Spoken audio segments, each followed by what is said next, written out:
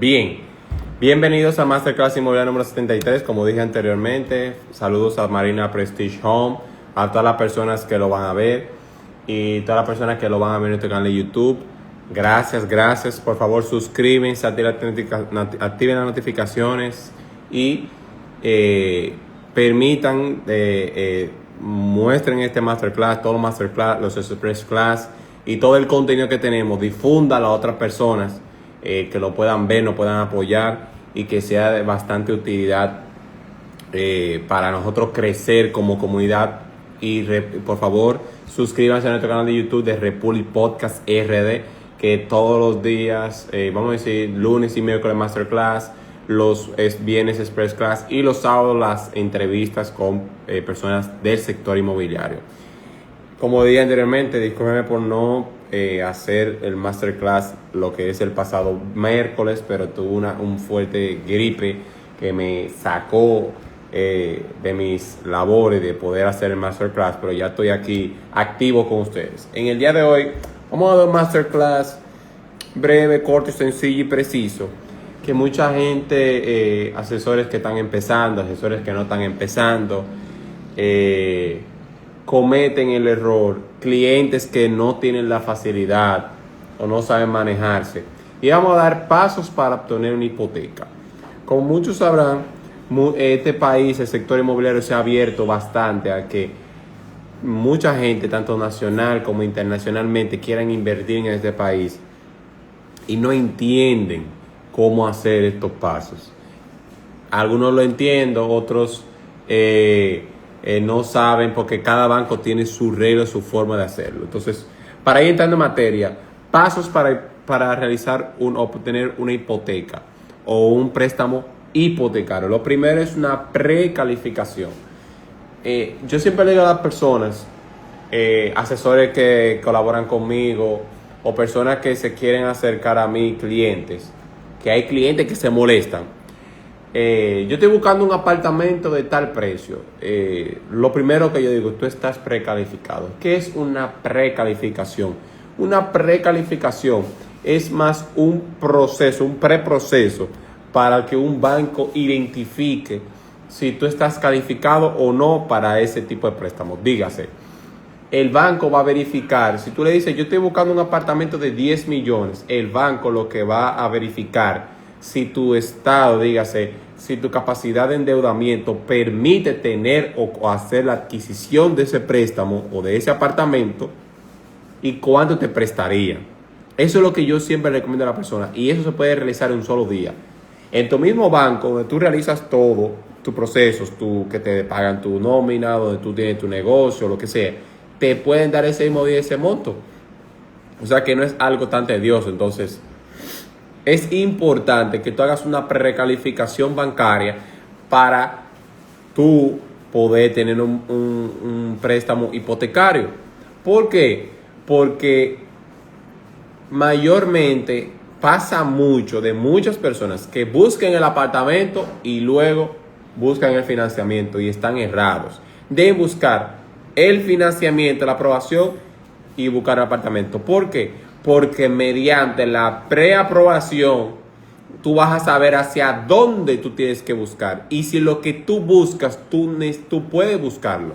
Dígase, si yo lo que quiero es un apartamento de 10 millones, pero yo lo que califico por uno de 8 millones, pero en el sector yo verifico en el internet que no hay 8 millones, o verifico con un asesor inmobiliario que no hay de 8 millones, entonces yo estoy perdiendo mi tiempo y estoy haciéndole perder el tiempo a esta persona. Entonces es importante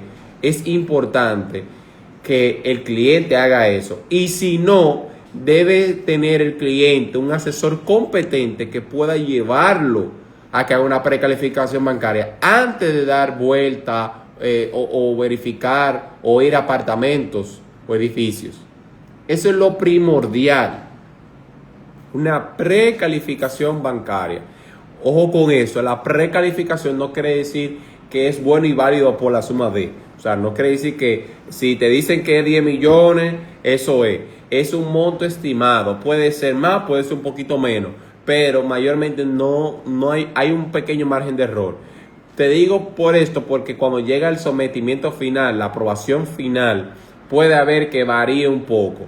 Por lo que lo importante es, cuando tú tengas o vayas a buscar un préstamo hipotecario, yo creo que lo tengo aquí. Sí, yo lo tengo aquí. Yo lo voy a hablar de eso. Es que tú no tengas el monto tan rush o tan ajustado por lo que tú estás buscando. Ese es el punto número 1. Punto número 2, tener un buen historial de crédito. Ese es el punto número 2. Hay personas que quieren un apartamento, quieren un préstamo hipotecario, pero tienen un mal crédito. Es imposible tú buscar un préstamo hipotecario con un mal crédito. Entonces, muchos clientes no quieren tener la confianza o aperturarse con asesores inmobiliarios. Nosotros somos como el abogado, como los médicos, o sea, los abogados penalistas. Tú tienes que decirnos la verdad para nosotros saber a dónde dirigirnos con ustedes y cómo manejarnos con ustedes. Si una persona presenta un problema de historial de crédito, esa persona no califica para un préstamo hipotecario al momento. Es lo que califica para un proyecto en plano de larga duración que podamos trabajar ese cliente, esa mejoría de ese historial de crédito, que no necesariamente puede estar en legal, puede ser que tenga la capacidad de endeudamiento, que eso es lo que quería decir ahorita, que no me llegaba la idea. Cuando tú tienes tu capacidad de endeudamiento está muy copada, o sea, está muy lleno, no te permite tener un préstamo hipotecario. Entonces, lo importante, lo interesante, que eso lo vamos a ver en el punto número 3, de no tener tanta capacidad, vamos a decir, no tener copado lo que es la capacidad de deuda. Entonces, tú tienes que tener un buen historial. Y si tú no tienes un buen historial, vamos a crearle un buen historial, pero vamos a entrar en un proyecto en plano, si es lo que tú entiendes, para en el proceso de 2 o 3 años que te lo entregue, entonces tú tener un buen historial. Bien, punto número 3, no tener muchos préstamos, tarjetas que copen tu capacidad de deuda. Eso es algo que afecta muchísimo para el momento de comprar un apartamento. Hay muchas personas que no entienden esto. Hay otras que sí. Yo digo que cuando tú quieres algo, cuando tú quieres que otra persona te compre algo, tú tienes que verte bien, tienes que lucirte, tienes que limpiar la casa. Entonces, en este caso, es importante mantener el crédito bien, pero también tener tus tarjetas de crédito del 30% utilizada, no tener muchos préstamos, porque una de las cosas que toma el banco es que te presta el 30 al 35% de tus ingresos, por lo regular. Entonces, es importante que tú no tengas muchos préstamos, muchas tarjetas de crédito, porque eso afecta directamente a que tu historial o tu capacidad de deuda, si tú tienes muchas tarjetas de crédito llenas o muchos préstamos, es imposible que te puedan dar un préstamo hipotecario. Pero al contrario, si tú tienes 0 préstamos o poco o 1 o 2 préstamos bien manejados y las tarjetas están normalmente limpias o no al límite, 30, 40%, es muy probable, que te puedan aprobar ese préstamo. Entonces, eso es un punto importante a destacar para tener un préstamo o para tener una hipoteca. Punto número 4, tomar el banco con el que tenga mejor movimiento donde percibe tus ingresos. O sea, es importante que tú vas a tomar un préstamo hipotecario, tú consideres en primera persona el banco donde tú haces tus mayores transacciones. Dígase, donde tú cobras tu nómina. Si tú eres empresario o independiente, tú manejas todas tus cosas. ¿Por qué? Porque ellos te van a dar mucho mejor facilidades, ¿se entiende? O van a buscarte la manera de darte mejor facilidades. Si no es así, entonces tú vas a otra entidad. Pero regular, lo mayor o lo importante para eso es que tú vayas a ese banco, porque es el banco donde tú realizas todas tus transacciones, en donde tú tienes un historial por un buen tiempo y va a ser mucho más factible. Bien, punto número 5. Tener un 30 a un 40% de la propiedad para ir más cómodo. Mucha gente va como ajustado a tomar una hipoteca. Entonces, hay cosas que debe verse. Entonces, la gente no sabe, por ejemplo, cuando son propiedades de lujo, dígase, propiedades que exceden, que los préstamos van a exceder los 15 millones de pesos, la persona por obligación casi tiene que tener el 40%. No financian el 80%, ni financian en algunos casos el 70%, pero por lo regular, las propiedades de lujo o las propiedades que el monto de préstamo excede los 15 millones de pesos, tienen que tener el 40% del inicial. Entonces, no solamente tiene que tener el inicial, la persona tiene que tener los gastos legales que le van a cobrar, el 3% del impuesto de transferencia. O sea, no solamente tener el inicial, tiene que tener la capacidad económica para manejarse con lo que resta, que es lo que acabo de mencionar anteriormente. Entonces es importante que el cliente vaya preparado. Que el cliente vaya preparado. Y nosotros le estemos ayudando. O sea, antes de reservar, mire, este apartamento vale tanto. ¿Tú te has precalificado? Sí, tanto. Entonces, esto va a tener un 3%. Hay clientes que no hay que explicarle eso porque ellos lo saben. Pero hay clientes que sí, que hay que explicárselo. Entonces, es importante que nosotros le hagamos hacer en cuenta al cliente que tiene que tener un apartamento le van a prestar 15 millones de pesos, que es un apartamento ya de otra categoría, tiene que tener el 40%. En los casos que van a financiar menos de 15%, por lo regular, es lo mismo, tiene que tener entre un 30 y un 40%. Y ese 30 o 40 es para que ahí esté englobado parte del inicial, el 3% de impuesto de transferencia y también los gastos legales.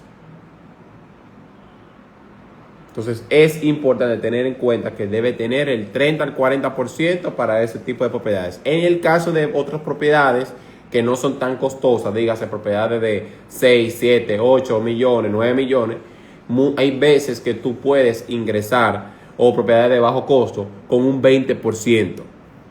Pero siempre le recuerdo a la persona que mientras menos financie la persona, menos presión va a tener en el tema de las cuotas. Que eso lo voy a ver para tener una hipoteca de manera segura ahorita. Entonces, ese es el punto número 5. Punto número 6, comprar un inmueble que esté apegado al valor de la tasación. Comprar un inmueble que esté apegado al valor de la tasación. Saludo a Fraiyani Hernández. Muchos asesores de larga data y otros que no tienen tanto, pero tienen ese conocimiento, saben que los bancos prestan el 60, el 70, el 80, el 50, el 60 de las propiedades del valor de la tasación. Hay muchas veces propietarios de apartamentos que ponen montos emocionales. O porque el vecino está vendiendo en ese precio, yo tengo que ponerlo en ese precio. No, tenemos que ver la tasación. O sea, tú tienes que comprar el valor a lo más apegado a la tasación. O sea, si tú estás comprando un apartamento de 260 mil dólares, ¿verdad? En tasación, y está en 270, pero tú lo cerraste en 255, o en 250, en 260, estás apegado a tasación. Puede que haya una ligera diferencia porque las entidades bancarias no se manejan igual en la tasación y algunas le hacen una reducción de un 10 o un 15% como margen de ganancia a futuro. Entonces es importante las personas compren apegada a la tasación, porque imagínense que una persona compre un apartamento que la tasación son 250 mil dólares, pero tú hiciste el trato con el propietario de 300 mil dólares. El banco te va a prestar el 60%, el 70%, el 50% de los 250 mil. Esos 50 mil dólares adicionales por fuera, tiene que ir automáticamente, tiene que pagarlo tú. Y eso no es negocio. Y estoy hablando para los propietarios y estoy hablando también para los asesores. Es importante que si tú vas a hacer una reventa,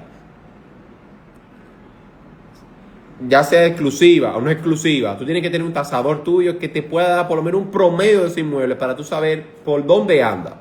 Y si una exclusiva tuya, invertir o decir al propietario, mire, yo le puedo vender su inmueble. Ahora, yo le recomiendo que antes de vender su inmueble, hagamos una tasación. Yo lo hago.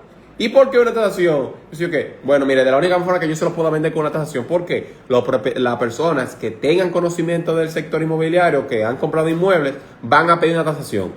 ¿Por qué la tasación? Porque en la tasación van a ver si realmente lo que está en el mercado cuesta eso. Ah, ok. Porque hay personas que no son tontas. Muchos negocios que yo he realizado dicen, muchos negocios que yo he realizado me dicen, ¿dónde está la tasación? Y no se caen porque tengo una tasación. Ah, mira, él lo está vendiendo en ese precio y está un poquito por encima. O sea, tiene 1 millón, tiene 500,000 pesos. O sea, estamos ahí en el precio. Yo rechacé una vez un apartamento que la tasación dio de $180,000 y el precio de venta era que lo querían poner en 450. Yo lo rechacé. Es una locura. Nada más una persona que tenga el dinero de contado, que se enamore de ese apartamento y no le importe. Y eso es muy difícil en este sector. Entonces es importante comprar un inmueble apegado al valor de la tasación. Y en los casos de asesores, hacer tasaciones en inmuebles de reventas. Y en el caso que sean de constructora, tener una idea real de cuándo anda el metro cuadrado en la zona. Bien, entonces, ese es el punto número 6. Punto número 7. Si es un préstamo superior a 15 millones de pesos, los solicitantes deberán realizarse analíticas. Una cosa que mucha gente no lo ve, y es que las personas que van a solicitar un préstamo de 15 millones en adelante, el banco le requiere hacerse analíticas. ¿Para qué? Para el seguro de vida. Porque el monto que están solicitando es bastante elevado.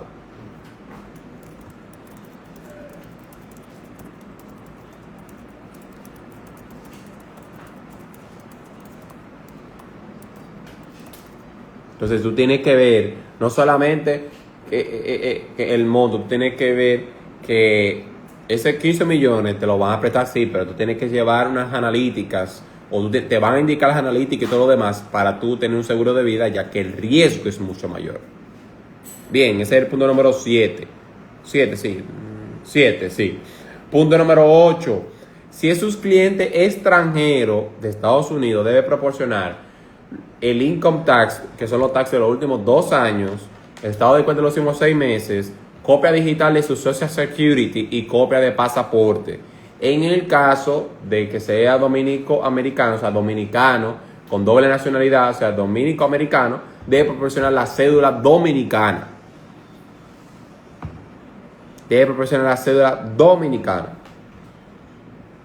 En el caso del Social Security, hay muchas personas que no quieren pasar su Social Security a asesores inmobiliarios. ¿Qué es lo que yo recomiendo a las personas?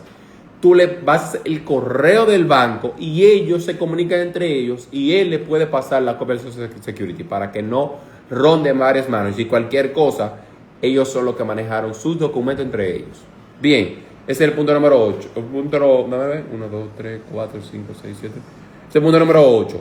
Punto número 9. Si es un cliente de Europa, debe proporcionar pasaporte, DNI, que básicamente como si fuese su Social Security, estado de cuenta en los últimos 3 meses, carta laboral o contrato de trabajo y su declaración de la renta. En el caso que tenga nacional dominicana, lo mismo, suministrar la cédula.